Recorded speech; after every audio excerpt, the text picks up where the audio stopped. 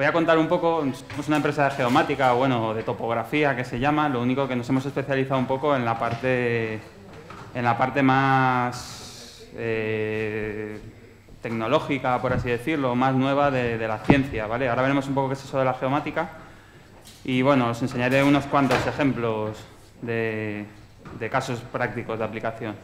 Antes de nada, ya lo está comentando Roberto, comentar un poco lo que es la documentación del patrimonio, la documentación del arte rupestre que valdría, ¿vale? Básicamente, hace falta una documentación rigurosa y exhaustiva. Entonces, hay una definición que a mí me gusta bastante, que es la que dio Blake en 2007, que define documentación del patrimonio como un proceso, ¿vale?, continuo que permite supervisión, mantenimiento y, sobre todo, comprensión para lo que es la conservación mediante un suministro de información muy importante, apropiada y oportuna, que ya está Roberto hablando un poco de información apropiada y oportuna. Y, bueno, la documentación pues se tiene que usar para gestionar el patrimonio y, bueno, integra múltiples fuentes que pueden ser desde métricas, que sería un poco nuestra parte, narrativas, temáticas, sociales, etc. Es decir, documentación del patrimonio es todo eso. Es decir, es algo multidisciplinar, aunque hoy en día la gente ya lo está teniendo pues, cada vez más en cuenta, ¿vale? Hasta hace poco se pensaba en el arqueólogo total que hacía todo, o sea, igual que excavaba, pues databa, documentaba, etcétera. Entonces, esto hoy en día yo creo que ya se está un poco desmontando, ¿vale? Y todo lo que es documentación básicamente se tiene que usar para tres cosas: para prevención, para predicción y para mantenimiento, ¿vale? Y siempre para evaluar el impacto. Ahora vamos a ver un poco, pues, ejemplos. Luego, por otro lado, bueno, yo voy, basándome en los clásicos, no soy arqueólogo, siempre suelo hablar de tres escalas: la escala macro, la semimicro y la micro, ¿vale? Es decir, pues bueno, una pirámide invertida, ¿vale? Las escalas regionales y el elemento puntual. Entonces vamos a ver un poco ahora los ejemplos y, bueno, antes de nada, como voy a hablar de geomática, explicar qué es eso de la geomática, porque yo creo que a poca gente le sonará. Pero, bueno, básicamente es, bueno, una mala traducción es geoinformática, ¿vale? Es un término que se usaba desde el año 69, que se empezó a usar, y, bueno, integra todo lo que es captura, tratamiento, análisis, almacenamiento, interpretación, difusión de información espacial, ¿vale? Ahora es la palabra que usa la ISO, ¿vale? Normalmente aquí, cuando tú dices que eres geomático, normalmente, ¿y eso qué es? Pues dices topógrafo, y dicen, bueno, pues ya sé más o menos lo que es. Pero, bueno, un poco la ciencia es la geomática, que integra varias técnicas, ahora lo veremos. Entonces, hay dos frases también que me gustan bastante, pues bueno, de autores, son anónimas, pero bueno, pero las ves por ahí de vez en cuando. Y una es que conocer cómo funciona el mundo, ¿vale?, es más valioso que saber cómo se encuentra, porque lo puedes usar para predecir, ¿vale? Todo lo que sea documentación lo tenemos, el fin tiene que ser predecir o gestionar. No nos vale una base de datos del pasado, ¿vale? Eso es algo inútil. No vale para nada hoy en día. Tenemos que pensar, lo que decía Roberto antes, esta información que yo he generado, ¿qué puedo generar con ella? ¿O para qué la puedo usar? Entonces, nosotros, pues bueno, usamos los sistemas de gestión o de información espacial y lo que hacemos es teorías científicas que hay de los años 60, 70, 80, 90, darles un valor práctico, integrándolas o aplicándolas a datos reales, ¿vale? Luego os enseñaré alguno. Básicamente, todo esto son las técnicas de geomática que usamos. Entonces, somos topógrafos, podemos tirar de taquímetro, de teodolito, de estación total, de GPS, recurrimos a veces a fotogrametría aérea, ahora fotogrametría con WAV en yacimientos, y también pues a técnicas de fotogrametría o láser escáner, etc. Todo depende del tamaño del objeto y de la exactitud que se busque. No hay ninguna técnica que sea mejor que otra. En función del tamaño y de la exactitud, tengo que recurrir a una porque es la óptima, ¿vale? Entonces, aquí hubo una época, bueno, hace pues 5 años, o 10 años, cuando ya empezó a usarse el láser escáner, era, ¿qué es mejor, el láser escáner o la fotogrametría? ¿O qué es mejor, la estación o el GPS? ¿O qué es mejor? No hay ninguna. Hay una que es más eficiente en un contexto de trabajo que otra. Básicamente, bueno, ahora veremos algunos casos. Lo primero que voy a contaros es un caso de un proyecto que acabamos el año pasado, bueno, a escala regional. En él hemos usado, pues bueno, imágenes de satélite y, bueno, fotogrametría, los vuelos, las ortoimágenes, los modelos digitales del terreno, la cartografía 5000. ¿Vale? La zona de trabajo era lo que era el sistema central y el Guadarrama. Cubría, pues, bueno, la zona de Guadalajara, Segovia, Madrid y Ávila. Entonces, era a continuación de un antiguo proyecto y lo que hicimos fue irnos a 119 sitios con arte, abrigos, cuevas, de todo. Aquí los veis. Bueno, hacer una pequeña revisión en algunos sitios. Y, bueno, básicamente esto es una clasificación de lo que es arte paleolítico, arte esquemático y otro, que suele ser medieval. Entonces, a partir de esta documentación, documentamos algunos de distintas maneras. En algunos hicimos láser escáner, en otros fotogrametría, en otros distintas técnicas que ahora veremos. Pero bueno, el fin era meterlo todos en una misma base de datos normalizada. ¿Para qué? Pues bueno, pues para ver dónde se encontraba el arte. Pues yo tengo el arte, tengo este punto está pues a una determinada altitud, en sitios con una determinada pendiente, con una determinada orientación. A estos sitios están a una distancia determinada de un río, reciben una cantidad de luz difusa, de luz directa anual, en vatios metro, bueno, una elevación, tienen unas cuencas visuales determinadas, están en sitios con mucha visibilidad o con poca, depende un poco de para el fin. Entonces, bueno, buscamos estos parámetros y de las estadísticas que generamos nos quedamos pues, con un sigma, el 66% de los comunes. Y a partir de ello, bueno, distinguimos luego entre yacimientos paleolíticos, que son estos, y esquemáticos. Pues de los paleolíticos lo que hicimos fue calcularnos unas rutas óptimas de paso, si fuese el terreno tal cual es ahora, para ir de uno a otro. Y lo mismo en los esquemáticos. Y a partir de estas rutas óptimas de paso actuales, que bueno, el relieve ya sabemos que no es igual, pero sí que sabemos que puede ser parecido en algunos sitios, nos calculamos en función de la frecuencia los sitios por donde se encauzaba más paso. Entonces vimos que esto se correlacionaba mucho con las cañadas reales, con las veredas, con los caminos, porque son los pasos naturales al fin y al cabo, tanto en uno como en otro.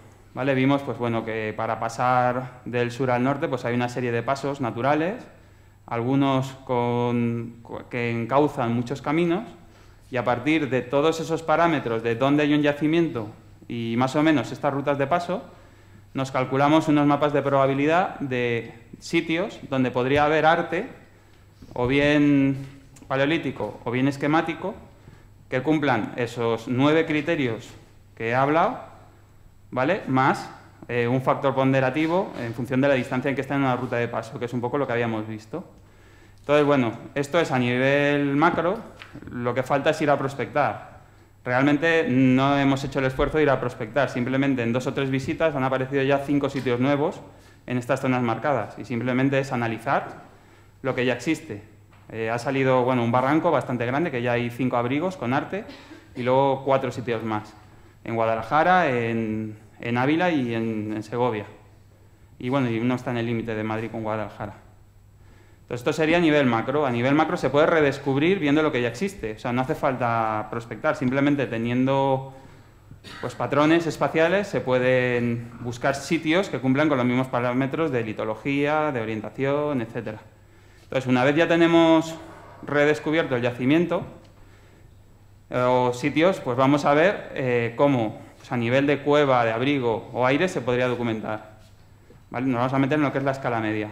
Aquí, muy importante, lo ha comentado antes Roberto, lo que es la topografía o la geomática es algo fundamental a la hora de trabajar en una cueva, por ejemplo, porque es la información sobre la que se basan todos los estudios posteriores. O sea, todo va volcado en esa cartografía. Entonces, es muy importante. Entonces, normalmente lo que se buscaba era una planta, una sección longitudinal, unas secciones transversales y más o menos pues tenías una cueva documentada. Esta es la cueva de Cudón, que la conoce bien Roberto. Y bueno, pues con esto ya más o menos podías volcar información. Entonces, hoy en día, con todo lo que son las integraciones de las herramientas geomáticas, pues bueno, se puede llegar a derivar pues, más documentación, más exhaustiva, ya con cierto análisis. Entonces, lo primero, pues todo lo que viene de la topografía, pues elegir un sistema de referencia. ¿Qué usamos? ED50, TRS-89, ahora ya es todo de TRS-89, pero hay gente que prefiere WGS-84. Básicamente es fijar o asegurarte de que esas coordenadas son únicas en todo el mundo y que no hay otro punto que tenga unas coordenadas x, y iguales. Entonces es algo que te permita que sea biunívoco.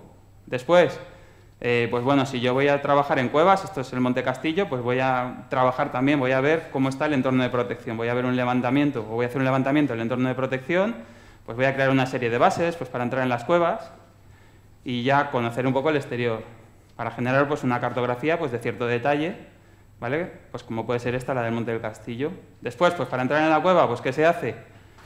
Pues se tira una poligonal de ida y vuelta, muy importante eso cuando se trabaja en cuevas, porque no es algo muy común. Y bueno, por métodos topográficos, vemos que no es nada nuevo, es topografía pura y dura, se utilizan unas referencias, se hacen unas reseñas, etcétera. Y luego ya digitalizamos las cuevas, pues bueno, en este caso pues con un láser escáner, o se va colocando pues en función del sitio, y se capturan datos. Bueno, ahora veremos un poco lo que es esto. Entonces te juntas con tomas, pues que pueden ser pues una cueva pequeña, 150 escaneos, 550 escaneos una grande, son posiciones de donde tomas datos. Y puedes tener entre pues, 4.000 millones de puntos y 20.000 millones de puntos, que te vienen a ocupar pues, en torno a 8 o 30 gigas de información en disco duro. Entonces, claro, esto es lo que tú tienes bruto. Ahora veremos el ejemplo. Esto, pues luego te lo llevas al gabinete, ya os podéis imaginar que es mucha información. Pues lo tienes que limpiar, lo tienes que registrar, tienes que optimizar el modelo y obtienes una nube de puntos. ¿Vale? Si veis una nube de puntos... A ver, esto aquí no va bien.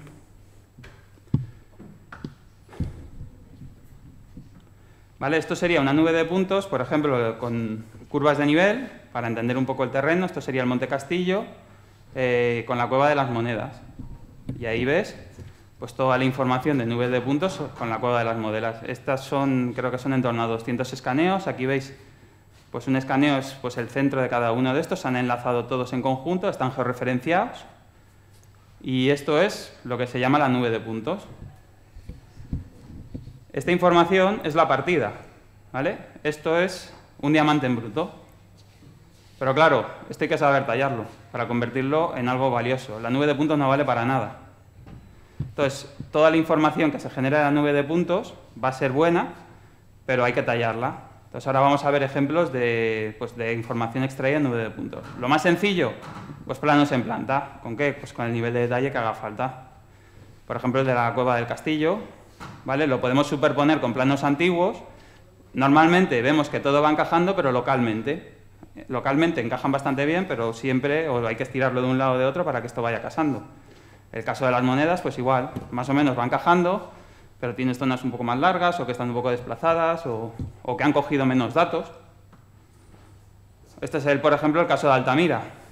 En rojo veis el plano que tenían pues, de los años 90 y ahora el actual escaneado. Entonces hay 7 diferencias pues, bastante considerables, faltaba una galería. ¿Vale? Esto es debido a cómo se hizo. Esto se hizo por topografía clásica y lo que iban es haciendo una poligonal por el centro y radiando puntos desde la galería. No se metían a zonas muy angostas, pues como puede ser la galería final, o bueno, la cola de caballo, galerías superiores, ¿vale? Ahora veremos. Entonces, ¿esto para qué sirve? Pues para tener un buen registro de la información. Otro tipo de información, pues bueno, secciones longitudinales, igual que se hacían antes. Ventajas, que al tener toda la cueva en conjunto, galerías superpuestas me aparecen y tengo información precisa. ¿Vale? Aquí vemos galerías superpuestas con información precisa. Esta es la Cueva del Portillo, o sea, os estoy poniendo casi todas del Monte de Cantabria. Lo mismo con las secciones transversales, al ser un modelo 3D puro, puedo seccionar por donde quiera y tener muy bien galerías que van en paralelo, tanto desplazadas como una encima de la otra, saber esos grosores, documentarlos con precisión o si son con formas raras. Esto hacerlo por topografía, pues llevaría un montón hacerlo. Básicamente tendrías que replantear la misma alineación en distintas galerías, con orientaciones. Entonces, lo que es algo bastante sencillo con los métodos actuales, pues esto prácticamente una sección casi te llevaría mediodía o 5 horas, una cosa así. Información tradicional, pues se pueden sacar curvas de nivel y luego ya empezar a derivar información básica o sencilla de análisis. Pues, por ejemplo, cartografía de altura de galerías. Si yo cojo el modelo del suelo y cojo el modelo del techo, yo puedo calcularme la distancia que hay entre el suelo y el techo y puedo saber las zonas que tienen mayor altura de galería o menor altura de galería. ¿Vale? Esto es Castillo, han salido antes, les ha enseñado Dirk el panel de las manos de Castillo, estaría aquí, la galería de los discos estaría aquí, más o menos lo que ha enseñado Dirk. ¿Vale? Y esto ya es información continua, porque para cada 5 por 5 centímetros de la cueva tengo un valor de altura de galería.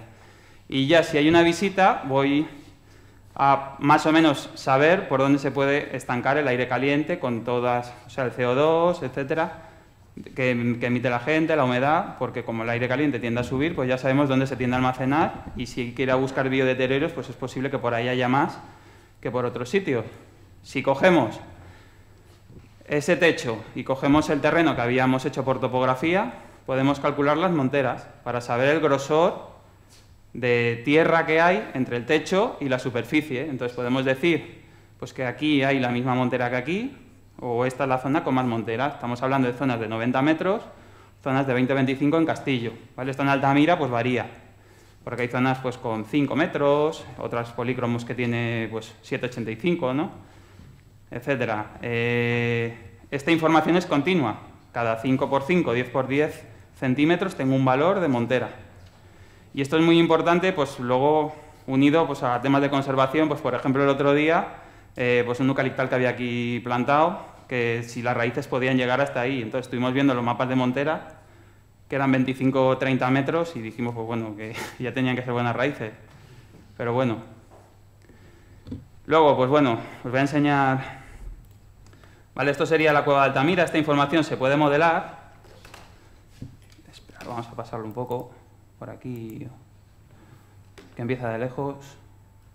Vale, aquí lo veis. Aquí está escaneado parte del terreno, no se ve muy bien. Esto sería la zona del yacimiento, el yacimiento exterior, la parte exterior de polícromos, un levantamiento del exterior de la cueva, y esto sería el modelo de la cueva de Altamira metido con el terreno. Entonces aquí ayuda a entender un poco lo que es la geomorfología. Lo siguiente que habría que meter aquí sería todo lo que es la geología que hay entre la cueva y el exterior. ¿Vale? Pues bueno, aquí veis pues, zonas con poca montera, como puede ser esta sala. Veis que aquí hay poca distancia, nos podemos acercar. ¿Vale? Aquí las coladas veis pues, que salen con mucho menos detalle.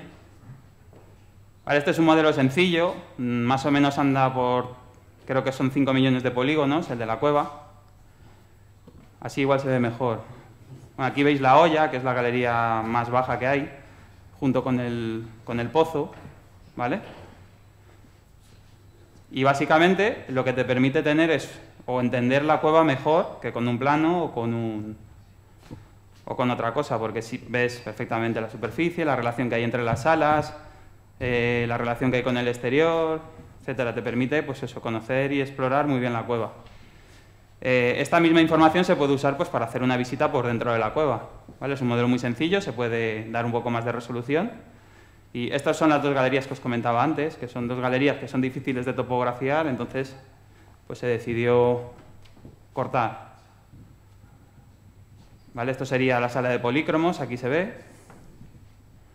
¿Vale? Ahora va a girar y bueno, ahí se ve un poco la montera que hay entre polícromos, y aunque se ve que esta sala superior, que es encima del caballo grabado, pues que tiene mucha menos montera que ahí.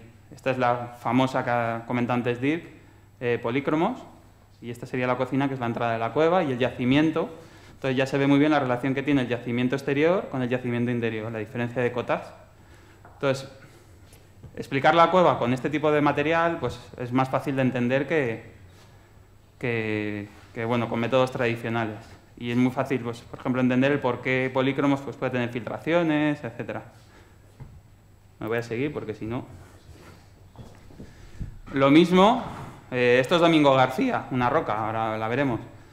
Los mismos modelos pues, se pueden aplicar al aire libre o a abrigos, ¿vale? Este es el solapo del águila. Y igual mejor sin luz, como estábamos. ¿Vale? Hemos visto nivel de cueva, vamos a ver nivel yacimiento. Esto es, por ejemplo, el suelo de la Garma. Esto es una ortoimagen que más o menos tiene 9 píxeles por milímetro cuadrado, ¿vale? 3×3. Y en continuo, pues para todo el suelo de la Garma. Entonces, bueno, esto es un fragmento del suelo de la Garma y más o menos lo que se pretende es pues llegar a determinar pues pequeñas piececitas que hay en el suelo, huesos, etcétera, pues para luego hacer una cartografía. Al estar en 3D, pues la idea es hacer una primera restitución a partir del modelo automática. Ya veremos hasta dónde se puede llegar. Lo mismo en los cortes, ¿vale? Esta es una sección pues de la Cueva del Mirón, del corte estratigráfico, pues lo mismo con precisiones o bueno, unas resoluciones de eso de 3, 4 píxeles por milímetro. Y bueno, luego ya, una vez lo tenemos todo caracterizado, pues te permite hacer modelos predictivos. El más sencillo, en los abrigos, el tema de la insolación, pues calcularte los modelos de insolación anual para cada abrigo, pues para ver zonas azules, menos insolación anual, zonas amarillas, más insolación anual, para ver qué relación hay entre el arte que queda y el nivel de insolación que han tenido a lo largo. Porque es que ahora es, bueno, hablando un poco, no lo hemos hablado, pero bueno, la tendencia de no dañar el arte rupestre. Entonces, aquí, por ejemplo, nos hemos llevado a la contradicción de no poder usar flash, que más o menos os podéis hacer una idea pues, de una ráfaga que pueden ser 40, pues yo qué sé, unos potentes kilovatios durante 0,125 segundos, cuando está recibiendo, creo que son 3 millones de vatios al año. Entonces, claro, no te dejan hacer foto a un abrigo al aire libre, pero claro, con flash. Pero claro, luego la incidencia de la luz solar, pues bueno, no es que no tiene nada que ver, es otro orden de magnitud.